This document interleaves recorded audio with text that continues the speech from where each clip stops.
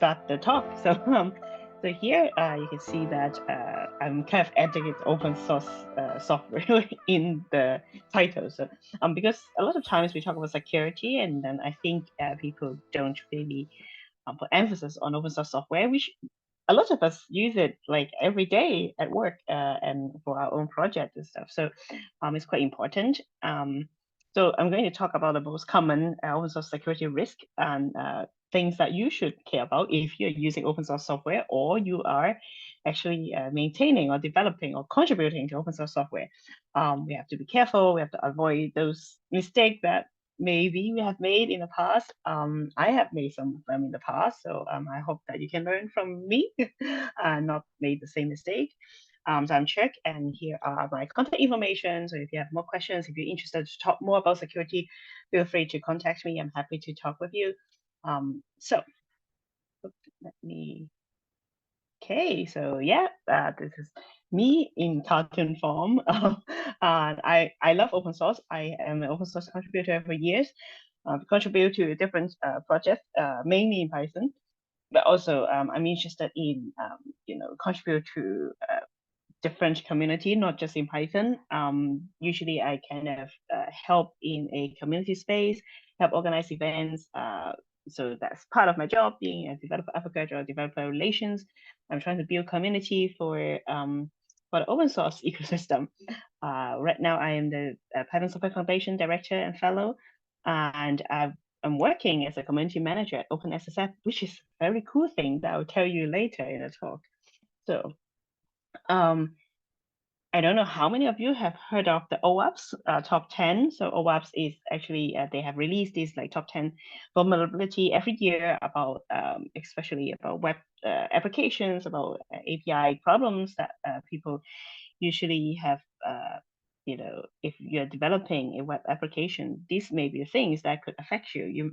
If you have a vulnerability, then someone have malicious intent may attack your application. So uh, that's why developers should always be really, concerned about this and be careful how to minimize the risk and try to protect themselves and the user of the software.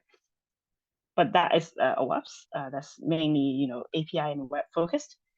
How about open source, right? Because like I said, a lot of us are using open source every day. We use it all the time. We use it like even big corporations are using open source. Like I've worked in various company in the past.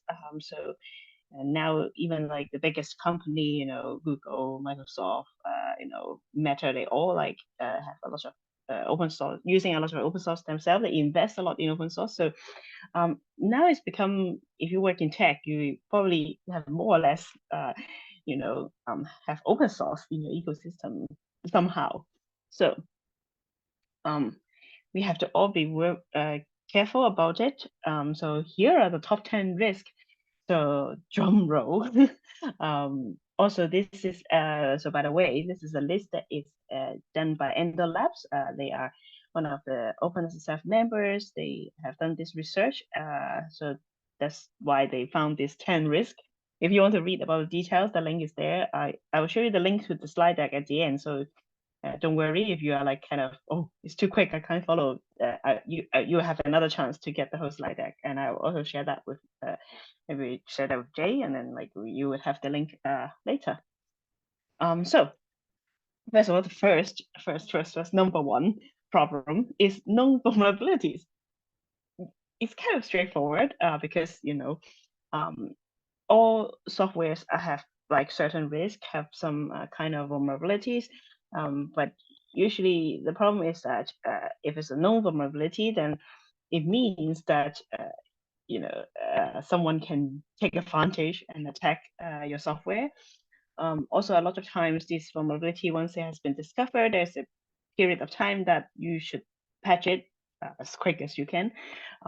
So sometimes there are, people who are like, we kind of say like these kind of quotation hacker with good intent. They will try to check the security of certain software. If they found a vulnerability, they would notify the maintainers and hopefully they'll patch it. But there's a certain period of time until they make it public. So once it make public, it's kind of either you have patched it or it will become a known vulnerability that someone who is like not very nice can take advantage of.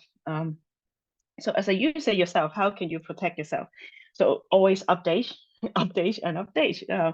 So like I said, this known vulnerability will be made public. So hopefully the software that you're using, the maintainers, they already provide a patch.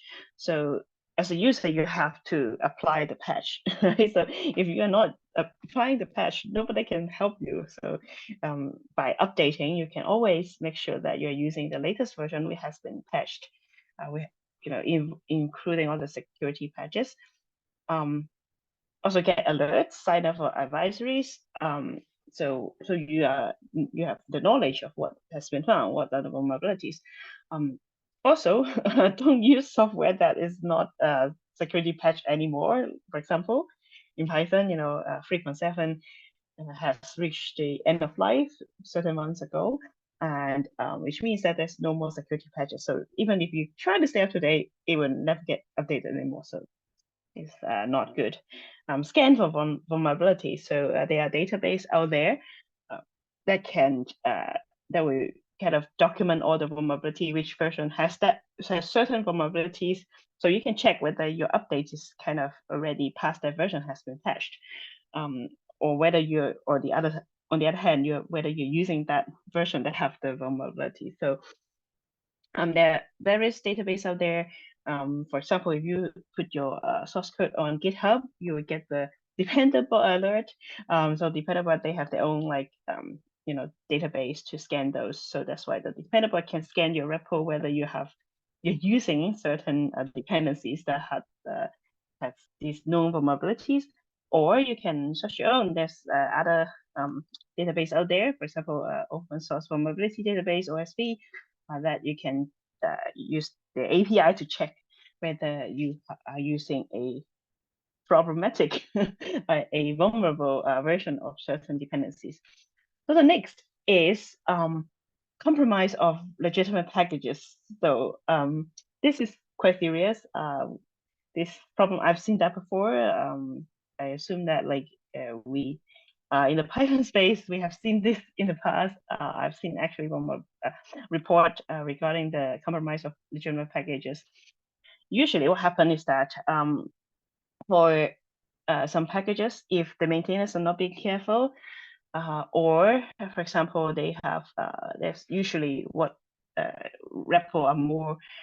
libraries are more vulnerable for these kind of problem is that, for example, the maintainer has been not very active, so their software has been not very well maintained anymore. So what happened is that someone, if they get hold of their account, for example, very typical case, you sign up to PyPI with a email address that the domain name you kind of lose access to it anymore, and someone took over, get that domain, register the same email, they have access to your email address, and then they can have access to your PyPI account, and then they can publish something that's malicious with the same account, which it was a legitimate package by you, but someone took over, steal your account, and then upload something that is malicious.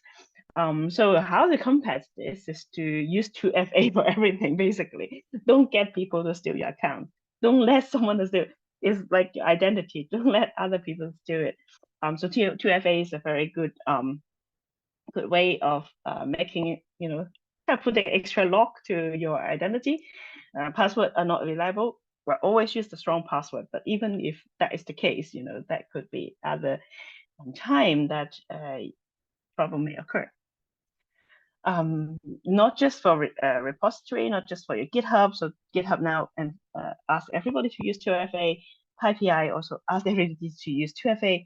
But everything, ideally, need to be 2FA. Your email, is it 2FA? A lot of other web services that maybe have secret, they also need to be 2FA. So nobody can have access to it easily. Also, even if you have enable 2FA to everything, some are better than the others. For example, there are sometimes options to use a message, an SMS message for the 2FA, but that is not an ideal way to use 2FA, because there's something called a swim swap. Someone can actually pretend to be you, stolen your mobile phone number, and they then have access to your second, to the second key to your second lock, right? So if they got your password, if they do a swim swap, then they have both keys to your account, and they can access it. So what would be better is a UB key or authenticator. That would be more secure, because then you're kind of like it's kept building a castle. You have to like protect yourself and use something that is more secure. That is really you. Only you have the UV key, right? Don't lose it or have a backup. But yeah, that's more secure than someone who can steal your phone number. So number three is name confusion attack. So this is something, again, very common in the Python community. Not just Python community, just like any open, like any software, like for example, the Java, for example, JavaScript, like they have the npm, they have a lot of packages that could also be like whenever you use a dependencies, this could be something that you may be kind of subject to this kind of name confusion attack. Also other the dependencies that you use could have the same problem. For example, I always ask people, do you know if it's pip install panda or pip install pandas? How can you be sure? It's like, or sometimes I mistype, or it's very easy, right? Because you're just typing something, press enter a little bit too fast, missing the S, then you're installing panda instead of pandas. So what if panda is a dangerous library that is malicious? Then hypothetically, right? So then, well, then you may be in trouble. Another thing that a rookie mistake that I in the past have made as data scientists, a lot of new data scientists may have made is, or is it sklearn or scikit-learn? Because after you install it, you import sklearn. So a lot of people think, oh, it's pip install sklearn. No, it's like pip install scikit-learn. So I think now both libraries the maintainer team owns both names now, but again, hypothetically, in the past, what if someone do a name squatting and took sklearn and try to do something malicious? That is dangerous. So be very careful. Do not pip install malware. Like again, a lot of times you are pip installing a malware and you don't know because you are being careless. Always double check the spelling. Always double check what is the name of the library before you install it. Yeah, don't just pip install anything. Like remember, like pip install is dangerous. You are kind of opening the door, right? So you want to welcome the good libraries into your computer, not the bad libraries. So always double check before you press enter when you pip install something. PyPI try to avoid name squatting. There's actually the team has actually tried to, for example, if it's a very close derivative to some of the public libraries, then you may not be able to acquire that name easily. So there's something that the team has been doing, but we have the responsibility. Again, like every time you pip install something, it's like opening a door, welcoming a library into your computer. Make sure they are the good ones, the one that you want, not the bad ones. So yeah, we should all be careful. Unmaintained software. So this is number 4. We have a long list. We're still going. Unmaintained software. So a lot of times, I think I also made this a lot of mistake a lot of times when I was a new data scientist. I just want to do some kind of analysis, very small kind of thing. I don't want to write the code myself, so I Google. I try to look for what library I can do this job. So I found something, or maybe I find an example code that was on the internet, but it has been on the internet for quite a while, maybe like for years. And then I just, okay, it seems like that's the job. So I do whatever the example does, use that library. But I wasn't being careful because that library may be unmaintained for years because the example was old. The solution, let's say I found it on solution on Stack Overflow, it could be old. Someone new, they may not be aware to check because software keep changing. So there may be new method of doing things, or sometimes like some libraries, they may change their API already, like this, things could change. Even Python have a new version every year. So, if it's like, for example, 4 years old, things may have changed. So always be careful about things that online that is not updated. They may involve some unmaintained software, so that's even more dangerous because if it's unmaintained, there's a lot of problems, like I mentioned before. For example, people can, let's say the maintainer is not active anymore, someone can easily store their account and was not like being discovered for a while and do something malicious. So um, be really, really careful when you, let's say, found a new library that you never heard of, you think that may be helpful to you. Check the source repo, check when is the last release date, check, well, has it been released within the last, let's say, 90 days? Another thing I would recommend is to check the scorecard core. What is the what is the scorecard score? So scorecard is a tool offered by OpenSSF, which I'll tell you a little bit more later. But it's a very good way of checking whether a software is safe to use. I check whether there's activity in the last 90 days, whether there are pull requests, whether they have been, see if there are like issues that have been stacked up that hasn't been answered for or encountered for, so check if there are any good activities happening in 90 days. Hopefully a release, or hopefully, someone has been doing something, maybe merging some PRs and stuff. So that means that the maintainers are active. They are not like, no one maintains that software. Don't use unmaintained software, even though, you think that library solve your problem, but it's not maintained. Then maybe don't use it. If you really want to use it, maybe make a fork, and then you have to like do your own sanity check of everything. You may have to maintain it. If it's unmaintained, you may step up to become a maintainer if that's really a software that you found very useful to you, which is uniquely solve your problem. But again, like if it's unmaintained, don't use it unless you become the maintainer yourself. You kind of, fork the repo and maintain it yourself, do a sanity check, make sure everything is fine. But otherwise, just like maybe for someone who's just a user of open source, then you have to be aware and not use that unmaintained software. Outdated software, very similar thing. That make sure you have. So sometimes it's not a software that's unmaintained. Sometimes it's that you keep using the outdated version. Again, like update. Don't use the outdated version. This time is not the maintainers are not active. This time it's you who has not been a good user. You haven't been updated. So that's the problem. Again, like when you have updated your software, it means that you always have the latest patch. It could be a security patch.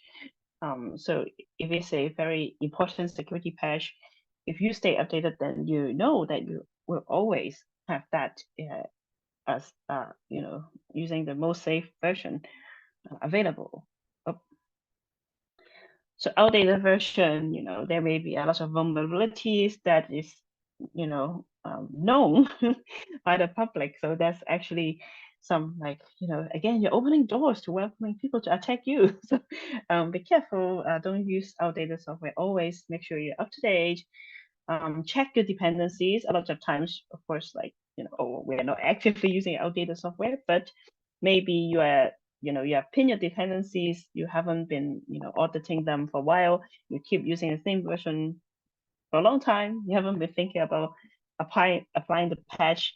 Sometimes the dependent bot may shout at you and help you, but as a user, again, yourself, you should always check dependencies, scan for vulnerabilities, make sure everything's up to date. Again, this is your responsibility. Ooh, okay, halfway through. Number 6, untracked dependencies. So everything is related, as you can tell. You have to know that if your dependencies are updated, because like I said, using outdated dependencies, using outdated software is dangerous. You have to know that your dependency have no vulnerabilities. You want to do those scans to scan against the database to make sure that no known vulnerabilities is in the software that or dependencies that you're using. So you have to pin and document your dependencies. So untracked dependencies is the problem because you don't know what you're using. That's bad. Always make sure that you know which one is using. For example, Python, we have pip. Pip is kind of doing some bare minimum package management for you. So if you do a pip list, it will show you everything that you have installed in your environment. If you do a pip freeze, it will give you all the versions as well. Like you can pipe it into a file, but that's bare minimum. Sometimes I found it frustrating. You may want to keep track of which dependencies is the one that you actively added. So it's kind of like first level of dependencies, which ones are the second or third level, which is the dependencies of your dependencies. So in that case, pip is not very helpful. You may want to use some other tools to, for example, like Poetry, pipenv, or those to help you to keep track of your dependencies. So there are various package and environment managers available for Python or any other thing. So choose one that works for you. Choose one that just use something that could document your dependencies, help you to manage them, help you to make sure everything's up to date and no vulnerabilities. So that there are tools available. Please use them. Yeah. Okay. So number 7, license risk. So this is not exactly about security. I think it's more about, not technical security. It's more about like legal responsibilities and security. It's more like a policy. A lot of times, again, as someone, I was, new to open source. I was junior data scientist. I just found something that's useful. I just use it. But how often have you checked what license that's the software that you're using are under, right? Are they really open source or are they just pretend to be open source? Like, are there any like responsibilities when you're using it? Some open source library require you to maybe attribute to them, or some of them require that if you publish a software, it also need to carry the same license. Have you ever checked those? So like be careful, always check the license when you use something. You know, I hope that like by doing that practice for a while, have been using open source for a while, then you kind of have knowledge of a few very common licenses that when you see them, you kind of have a rough idea of what it means, what are the limitations, what are the responsibilities. But if you're not sure, there is a OSI, so Open Source Institute. They have a list of open source license. It's very detailed, so you can, for example, if you saw when you see a license that you are not so familiar with, go to their website, put it in, have a look to see if it's in the list that they have a list of approval, like something else. So if it's in the approved list, it means that it's kind of it's an open source license, but then it also kind of tell you the detail about, okay, so what's the responsibility using that open source license? So you can also check that with them as well. So if you're not sure, especially when you see someone's, like, let's say someone published a hobby project, it's unlicensed. Sometimes it happens. Sometimes some developers will say, oh, this is my hobby project, I really like it, and open source it, but then they forgot to choose a license. So if it's unlicensed, don't use it. First of all, I tell you a little bit about, okay, maybe the maintainer is not like publish it in a very serious manner, because any serious software should have a license. So that's already a red flag. Also, you don't know what's the responsibility, and for you and for the maintainer, so it's dangerous, and don't use it. Or if you're not sure about whether that open source license is open source, or you're not sure whether whether you should use it at work, especially at work. So be careful, don't use it, or check with, let's say it's for your work. If your company have a lawyer, then maybe check with them, check with your manager, check with your company lawyer. If you are not sure, then because again, it's like protecting you and your team and the company. So be very careful of that. Oh, we're almost there. Number 8, immature software. Um, so again, this is also for lots of open source projects out there. They are kind of at a different stage. So for some software, they may be done by, at a very early stage, it's done by one maintainer, one person that have done a little bit of like coding and thinking, oh, this is quite cool. I would open source it for everybody to use. But then, are they following good practice? Do they have enough tests to make sure everything is secure? Do they have a license? All of those things. So you have to check those. So check their source repo. Again, if you found something cool that may be useful, you've heard it maybe in a blog or something, go to their repo, either on GitHub, GitLab, or whatever that is publicly stored. Go to there, check all of the things I mentioned about, license, like have they been actively maintaining it, and have they been following good practice as a maintainer. So number 4 is a well maintained. Check. Maybe if it's someone's hobby project, it may be they have like at some points like, oh, I'm busy with work, I'm not maintaining it, then it become an unmaintained software, which is another dangerous thing. How many contributors are there? So a lot of open source, a lot of cool software actually is maintained by one person. It's very, very sad, but hopefully a lot of popular and mature software nowadays is having a team of maintainers. They have multiple contributors. There's a lot of people contributing to it. So checking the source repo can also help you to look at how big is the community, how many supports that this project has. Then you have more confidence into like, well, what if a vulnerability is found, whether they have the resources to patch it in a timely manner, right? So if it's only maintained and contribute by only one person, that this would be very challenging. And maybe if this project has been like becoming more successful, they would have a bigger team. So there's something that as a user, it may be something you want to double check. Scorecard score, again, scorecard is a very good tool to check whether a repo is good. So I keep giving you this like small like kind of preview of what is scorecard, but scorecard can help you to do all this check, so you don't have to check everything yourself. You don't have to have a checklist and check it out. Scorecard will give you a score, so hopefully the maintainer will be smart and use scorecard. So not even like just like for the user to have visibility, but they can themselves can see how they can improve as well. So I will tell you more in a bit. Number 8, we're almost there. Number 9, unapproved changes. So this is again another thing that we don't think too much, but it's important. For example, sometimes some projects they would have some practice that is not so good. For example, they can push to main, which is again now like GitHub is trying to promote and ask people to like, oh, protect your main branch, please, like from protect it. Because I have repo that just for my own thing, I just put something there. I don't use it for software development, but GitHub will remind me to protect the main. So that's one thing. Another thing is like, for example, if it's open source project, do they have a code review process?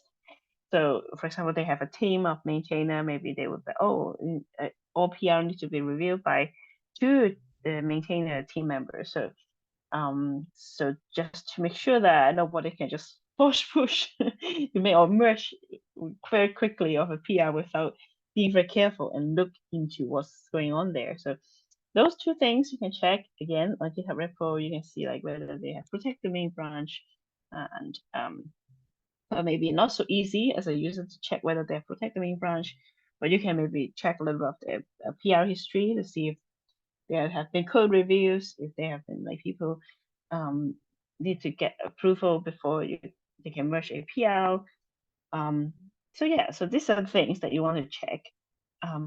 Again, scorecard will give you a very easy access to see whether they have like been protecting their main branch, whether they have code reviews. So it's a very good tool because this information is more obvious to you. You don't have to kind of be a Sherlock Holmes and kind of be a detective of their repo and stuff. Last, under oversized dependencies, I think as a Python user, we kind of agree that this is a common thing for us. So because Python again is very powerful because there's a huge library available, especially for data scientists. We have a lot of things to care about. So sometimes we just want to find a lot of libraries to help us do our job.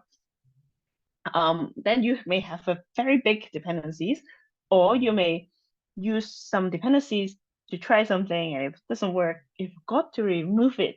That's the problem. So track your dependencies, very important. Go back to number 7. You can, if you're watching a video, you can go back to number 7 if you forgot. Always document your dependencies, which one you're using. And if it's not using it, for example, if you change some code, you don't need that anymore. You did an experiment, it doesn't work out, you change your approach. Remove those dependencies if you don't need it. More dependencies means there more chance of getting those vulnerability issues. If you are depending on, let's say, on a lot of things, so if one of them got the known vulnerability, if one of them is not well maintained, if one of them have the issue, or if one of them have a spelling mistake and you accidentally install the wrong one, you are opening yourself to all these issues that I just mentioned, number 1 to 9, right? So less dependencies, less chance of having problem. So make sure you have a very clean and not oversized dependencies. So on the other hand, under dependencies, again, like if you don't track your dependencies, you may have missed something. You may have missing one dependencies, and then you may run into trouble down the line. So check your dependencies, make sure that it's exactly what you need, not too much, not too less. So that's what you need. So, wow, it's a long list. There's lots of things to worry about. Now you're sweating. Now you're thinking, oh my God, I just want to get my job done very quickly. And I love open source because they're quick and easy and free. How can I use open source and without worrying so much that I can easily check that they are safe to use? Especially, for example, if you use that at work, how can you communicate with the other part of the business? Let's say you're a contractor, you're working for a client, and how can you tell them if they are not technical? How can you tell them that, like, oh, the open source software that you're using are safe, you're doing a good practice, you're doing a good job, right? So that's why we have Scorecard. So Scorecard is a automated tool. So what it does is that it will go through your repo and there's a number of check. It check a lot of things that I've just mentioned, in the past 20, 30 minutes. So it's a GitHub action. It works with GitHub. It also has some GitLab API. It also works with if your source code is in GitLab, so it will work. So hopefully that's why I'm telling everybody about it.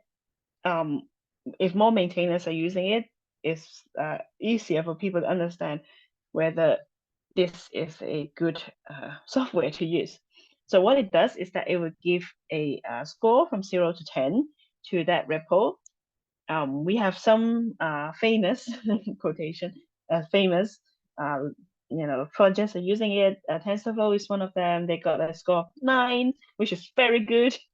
So yeah, that's why it's a very good tool. You can just tell people a score, and then they know that, okay, if it's 7, 8, 9, it's like 7 is acceptable, and 8, 9 is quite good, and 10 is perfect. If it's something below 7, then, they should do better. We should be more careful. If you are maintaining yourself, using it also give you advantage. Not just you can show the user, your potential user, this is a good software. You can also check to see how you can increase the score. Maybe, oh, you forgot to protect your main branch, and then you now protect your main branch, and then your score increase. So you can, so there's a list. So if you check out the scorecard repo, you will see the list of check that it does. So maybe if you're a maintainer, you're trying to use scorecard, you get a score at the beginning, you can look at the list to see what you can do to improve your score. Then it's better for everybody. There's a little badge you can put on your repo as well. It's very cool. So yeah, we also have a free course if you still like kind of, you have a look at scorecard. It's quite cool. You want to use it, but you don't quite understand yet there's a free course. It's free to study about scorecard. If there's some check you think that is to be done some other way, or if you have extra check you want to propose, you can also contribute. Feel free to join the scorecard team, join our Slack channel, join the OpenSSF Slack channel, and then we can contribute together and understand how it works. So OpenSSF, very cool. I work for them, but it's not just because I work for them. Because we are part of Linux Foundation. We are not, like Linux Foundation. We are non-profit. We focus on open source security. So all this stuff, if you after listening to me, you think these are important, you want to know more, this is the place for you to engage with the community. We have newsletter, we have blog. You can even submit a blog if you have, if you're expert, you have some idea, you can submit a blog. We also have free courses, not just the one with scorecard. We also have another one teaching you how to use Sexstore. Sexstore is a tool that you could sign your software when you release it. It's a very simple process, but it's very secure. It's better than using the keys. There's also another basic course about secure software development. So you can, if you're a developer, it's very good for you to get an understanding how to develop a safe software. We have tools for you to use with Scorecard and Salsa. So Scorecard, I already told you about. Salsa is another thing. You can check it out yourself. I think I'm running low on time, so I won't tell you about Salsa yet. But talk to me if you want to know more. So this is the link to get the slide deck. So slides.com and then my name, Cheuk Ting _HO and /OSS security pitfall. I love giving people stickers. Unfortunately, I'm doing this online. I can't give you stickers right now. But if you see me in the future in person at a conference, then I'm happy to give you a sticker. So yeah, so that's the end of my presentation. Thank you so much.